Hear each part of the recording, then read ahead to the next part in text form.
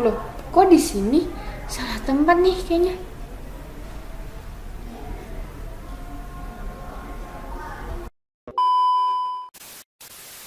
Nah, baru bener ini.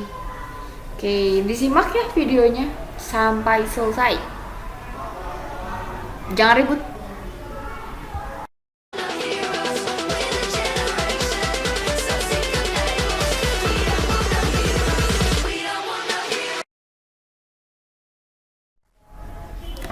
Assalamualaikum warahmatullahi wabarakatuh. Selamat pagi semuanya.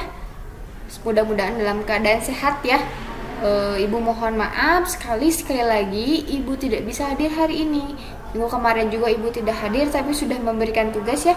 Tugasnya apakah sudah dikerjakan apa belum? Nah, yang belum dikerjakan dulu boleh.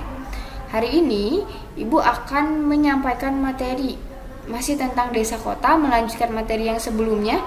Desa kota ini ada di buku paket juga. Nanti ibu lihat halamannya halaman berapa. Nanti kalian bisa menyesuaikan dengan itu. Nanti juga di akhir akan ada tugas. Oke? Pokoknya semangat, sehat selalu, dan simak videonya dari awal sampai akhir. Oke, terima kasih. Semangat.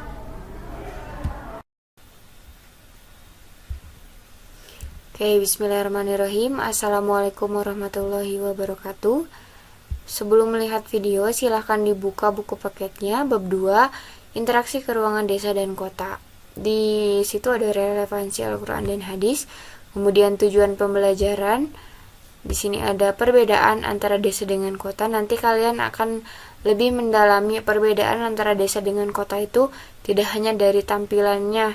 Misalkan di sini ada sawah dan rumah-rumahnya masih belum permanen. Kemudian kalau di kota itu lebih kepada banyak bangunan-bangunan tinggi. Tapi setelah mempelajari materi ini, itu akan lebih mendalam perbedaan antara desa dengan kota. Kemudian dari pengertian desa sampai kepada pola pemukiman desa, kemudian ada jenis dan karakteristik dari desa tersendiri, sampai kepada klasifikasi desa akan kita pelajari. Kemudian tentang kota, pengertian kota. Kemudian yang menjadi fokus utama di sini adalah struktur kota. Nah, ada teori konsentris, teori sektor, kemudian ada teori konsektoral, dan ada pusat kegiatan banyak, sampai kepada pola perkembangan kota. Akan Ibu jelaskan di dalam video. Nanti untuk hal-hal yang kurang paham bisa ditanyakan ketika pertemuan nanti secara langsung. Oke, nah di sini ada klasifikasi kota juga ya.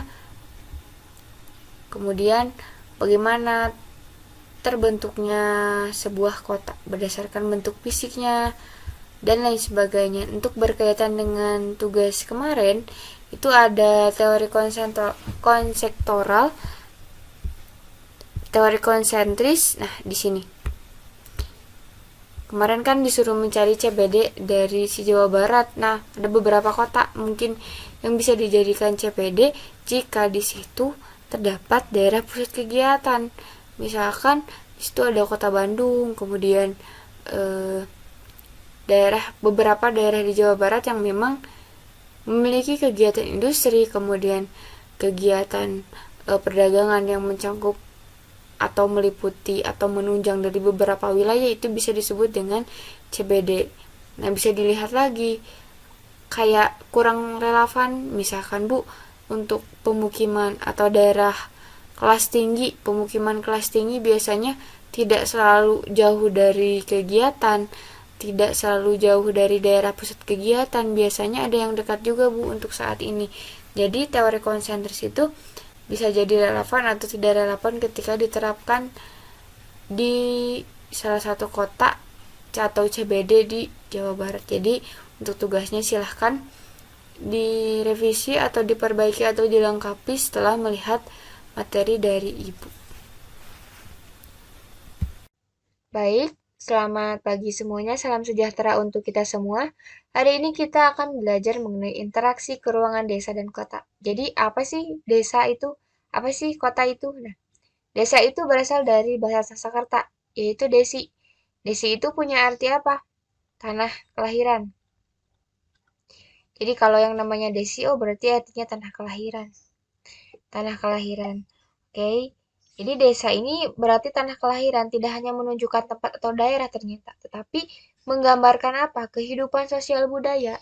Oh, di desa itu ada kehidupan. Kemudian ada eh, bagaimana budaya adat dan lain sebagainya gitu dari desa tersebut. Nah, ada menurut Bintarto.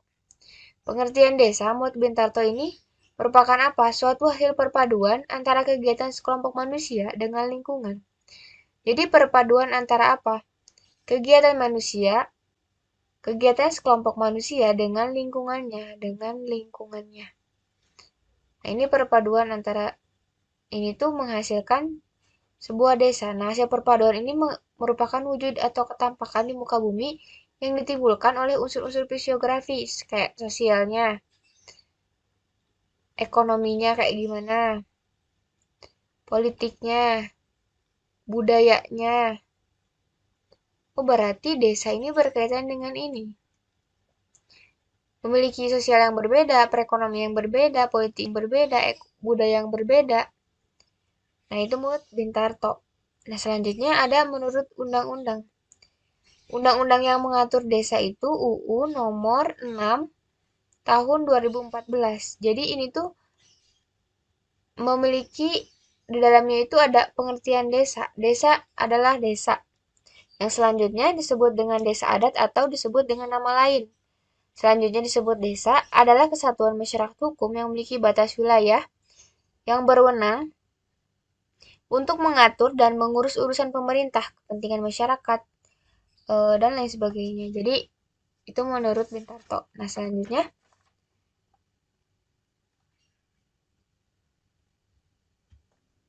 syarat suatu desa bisa nanti dilihat di PPT-nya juga yang kemarin. Kita langsung ke kota. Nah, kota itu apa sih? Ternyata, kota itu merupakan sistem jaringan kehidupan manusia yang ditandai dengan kepadatan penduduk tinggi. Kan kalian tinggal di kota ya otomatis ya udah tau lah ciri kota. Kepadatan penduduk tuh tinggi banget. Gerin gitu ya. Sempit. Diwarnai dengan strata sosial ekonomi. Strata itu apa sih? Strata itu tingkatan. Jadi ada yang perekonomian rendah, sedang, sampai tinggi gitu. Terus masyarakatnya juga heterogen. Maksudnya heterogen tuh apa sih, Bu? Jadi beda-beda. Misalkan dari suku yang berbeda, agama yang berbeda. Nah, ini ciri dari kota. Singkatnya, kota itu berbeda dengan desa. Dari apa? Yang pertama, mata pencaharian. Mata pencaharian dari desa itu apa? Petani, otomatis dia agraris kan. Kemudian dia homogen. Jadi banyak petani, kemudian tukang kebun. Itu masuknya ke agraris ya, homogen. Jadi sama, sejenis lah. Kalau kota itu non agraris, maksudnya non agraris itu kayak industri, kemudian pedagang, meskipun di desa juga ada pedagang, cuman nggak sebanyak kayak di kota gitu ya. Kemudian di sini artinya beda. Ini pakai, enggak deh. Itu yang membedakan antara desa dan kota.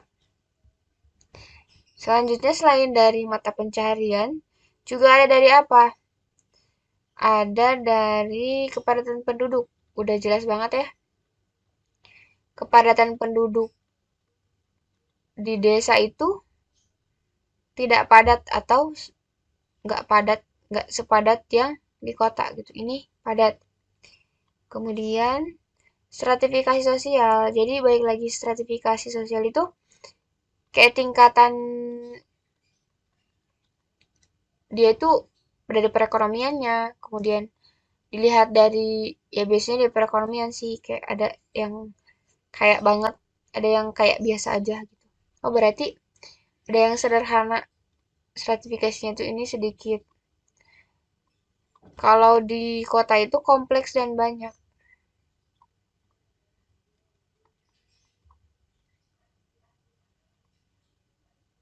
banyak.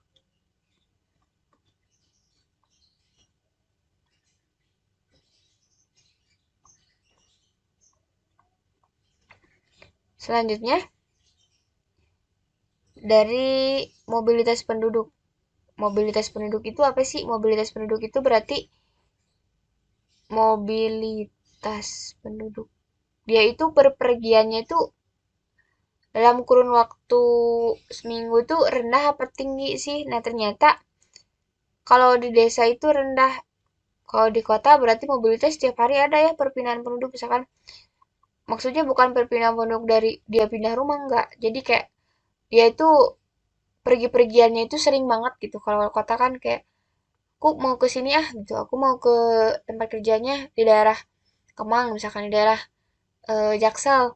Terus aku mau ke Mikomol deh. Nih kayak gitu kan berarti ini mobilitas penduduknya tinggi gitu. Nah, sedangkan untuk wilayah desa rendah gitu. Biasanya kan kayak udah masih daerah-daerah situ gitu. Kemudian di sini ada sifat kelompok.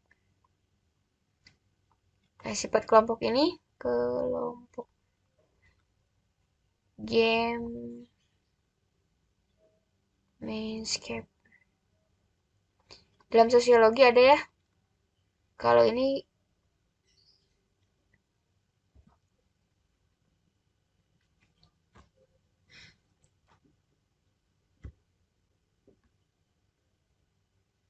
Gesellscape. Jadi yang ini tuh berkaitan dengan patembayan dan paguyuban. Jadi kalau desa itu biasanya keluarganya itu tinggi. Nah, kalau kota tidak terlalu ya. Ini rasa cinta kekeluargaannya itu tinggi banget. Nah, ini hal-hal yang membedakan antara desa sama kota tuh ini. Tapi selain itu juga ada ya sifat kelompok, kemudian status sosial, dan lain sebagainya gitu. Nah, selanjutnya struktur keuangan desa. Nah, kenapa sih desa itu punya struktur keuangan?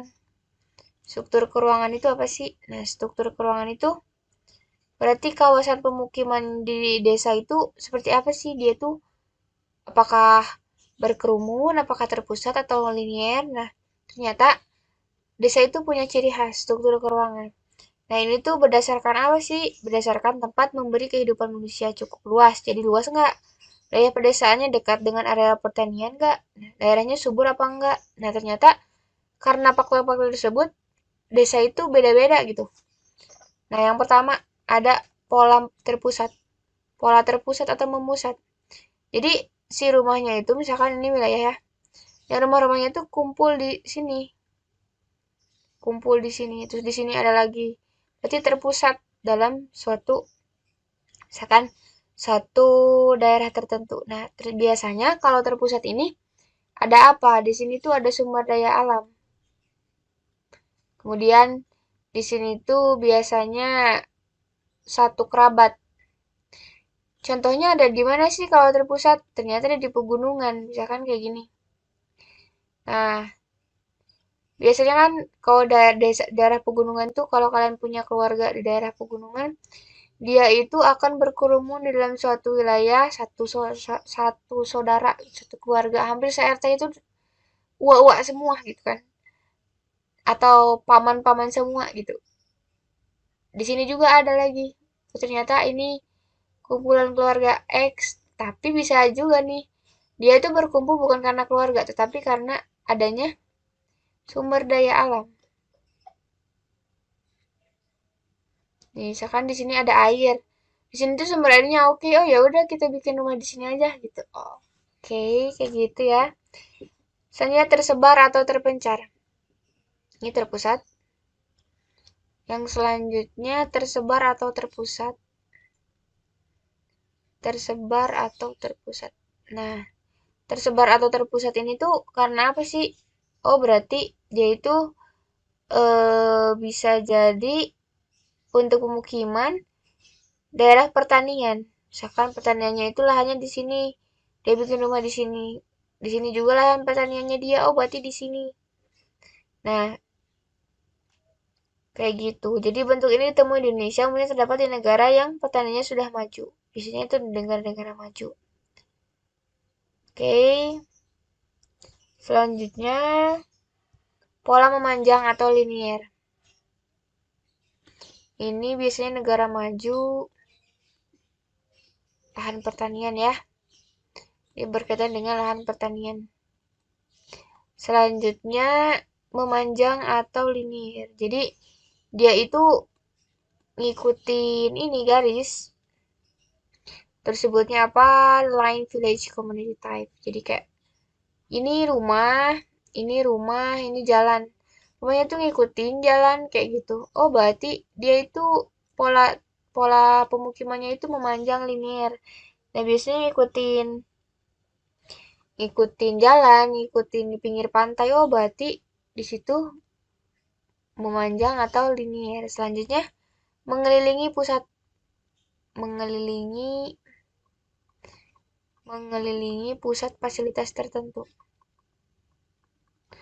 Berarti kayak ini tuh ada fasilitas ya. Nah, rumahnya tuh pinggir-pinggirnya ini. Yang menyebar ke daerah sini. Oh, berarti itu mengeliling atau ya memusat, tapi di tengah-tengahnya itu ada salah satu fasilitas misalkan pabrik. Nah, kayak gitu. Itu wilayah atau struktur dari pemukiman di desa. Nah, selanjutnya desa itu ternyata nggak cuma satu gitu. Tapi ada berbagai jenis desa kayak desa pantai, desa di dataran rendah, desa di pegunungan, desa di pedalaman, desa di perkotaan. Oh, berarti itu masuknya kepada jenis desa berdasarkan tempat. Nah, kalau desa di perkotaan itu disebutnya kelurahan. Selanjutnya perkembangan desa. Nah, desa itu nggak kayak stuck di situ aja gitu. Kayak udah aku tinggal di desa, aku akan bekerja sebagai petani. Enggak. Tapi desa itu berkembang. Nah, karena memiliki potensi. Potensinya itu kenapa sih?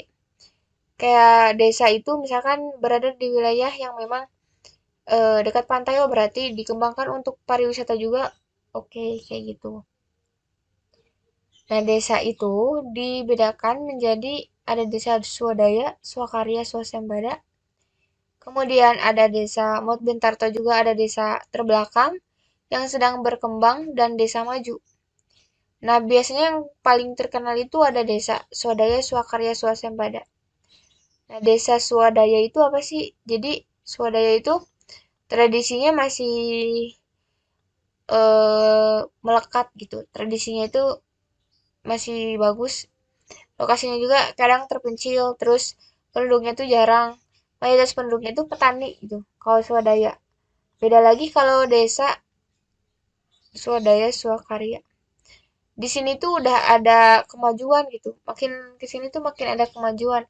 Jadi adat istiadatnya tuh mengalami perubahan. Jadi ada pengaruh dari luar yang masuk ke sini. Yaudah kamu gak usah loncat-loncat tebing yang tinggi. Nanti kita ganti dengan adat yang lain yang memang memiliki filosofi yang sama. Oh, berarti di situ sudah ada perubahan adat istiadat. Itu berarti desa swakarya. Selain itu, dari lapangan pekerjaannya juga bertambah gitu, nggak hanya petani. Terus, pemerintahan desanya juga berkembang. Selanjutnya, desa swasembada. Nah, kalau desa swasembada ini, sembada udah oke. Jadi kayak ikatan adat istiadatnya juga udah berkaitan dengan dunia luarnya tuh lebih tinggi daripada desa swakarya. Terus alat-alat teknis teknologi itu sudah masuk ke sini, pemerintahannya sudah oke, pendidikannya dari masyarakat sudah tinggi. Oh, berarti semakin ke sini semakin tinggi gitu.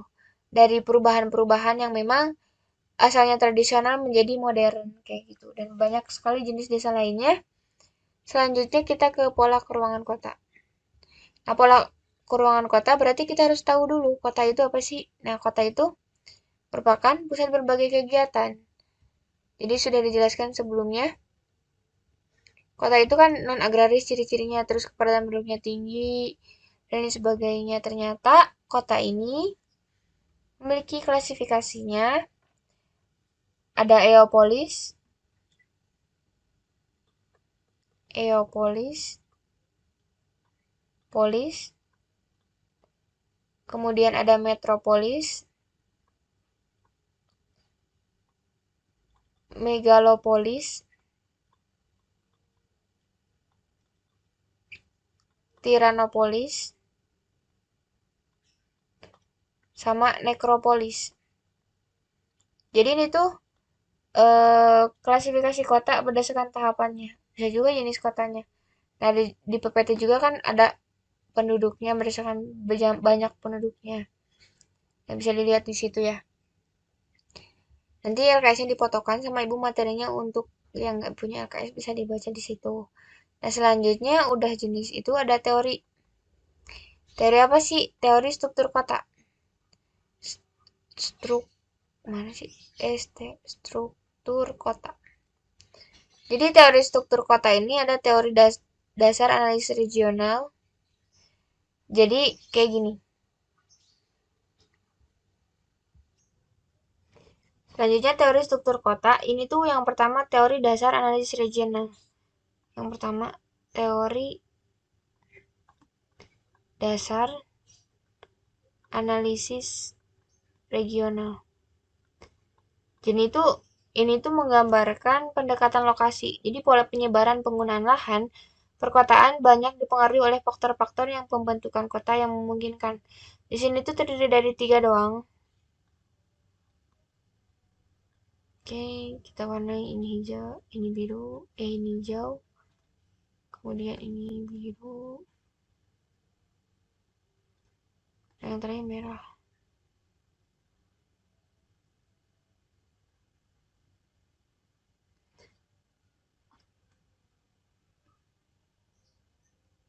Oke. Jadi ini tuh terdiri dari tiga. Yang pertama, yang hijau itu inti kota.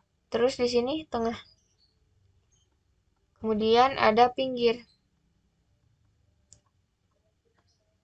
Nah, ini teori dasar regional. Jadi, pada profil hierarkinya terhadap pola kota ini, ada kota inti, tengah, dan pinggiran merupakan salah satu bentuk ideal. Jadi, idealnya tuh kayak gini gitu. Memiliki aksesnya itu nanti gampang. Menurut teori dasar analisis regional.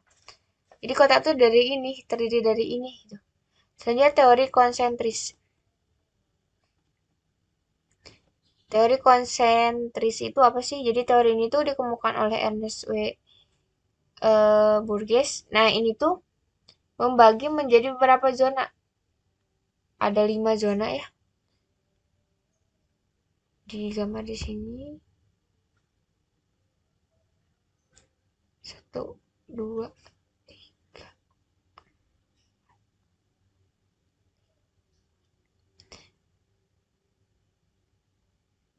Ini pakai angka ini 1, 2. Jadi ada 5 kawasan atau 5 zona gitu. Yang pertama itu merupakan CBD atau Central Business District. Jadi di sini tuh merupakan apa? Pusat kegiatan.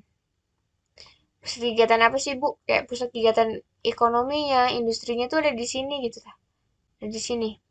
Kemudian zona 2 peralihan. Maksudnya peralihan itu apa? Jadi di zona ini tuh merupakan zona perdagangan beralih ke pemukiman. Sekarang di sini tuh kan pusat kegiatan, di sini tuh banyak pedagang. Tapi di sini tuh sudah mulai adanya apa? Pemukiman. Pemukiman yang memang dibuat agar dekat dengan si pusat kegiatan ini. Zona 3 pemukiman kelas pekerja atau buruh.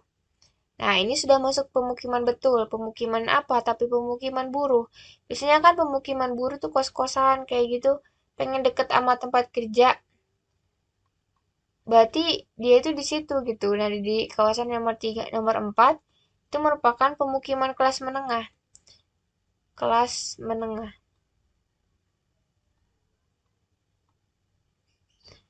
Jadi nggak cuman kayak buruh tapi pekerja eh staff-staff biasanya tuh di situ gitu. Kalau nomor 5 itu penglaju atau komuter. Komuter. Misalnya yang mobilitas pergi-pergian apa sih biasanya tuh di nomor 5 gini. Selanjutnya ada teori sektor. Jadi ketiga, teori sektor. Jadi ini tuh gambarnya beda lagi. Kalau teori sektor ini ke sini, kemudian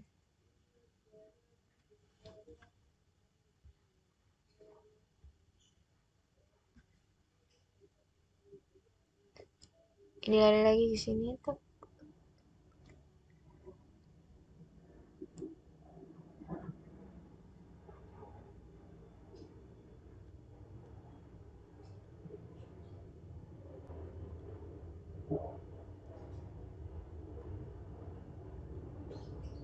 Nah, yang pertama kita warnai dulu yang hijau ini sampai sini. Terus kita kasih warna yang ini.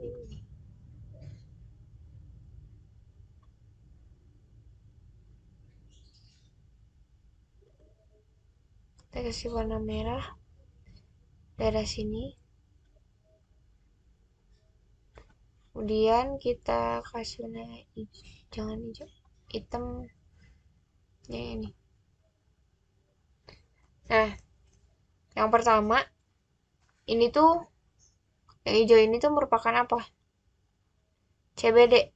Yang tadi ya, Central Business District itu kayak pusatnya gitu di sini gitu, daerah pusat. Nah, selanjutnya perumahan menengah tuh di sini. Nah, yang pink ini. Perumahan menengah, menengah ke atas, menengah.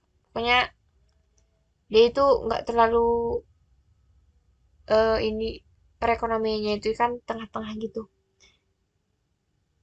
Selanjutnya di sini perumahan perekonomian rendah.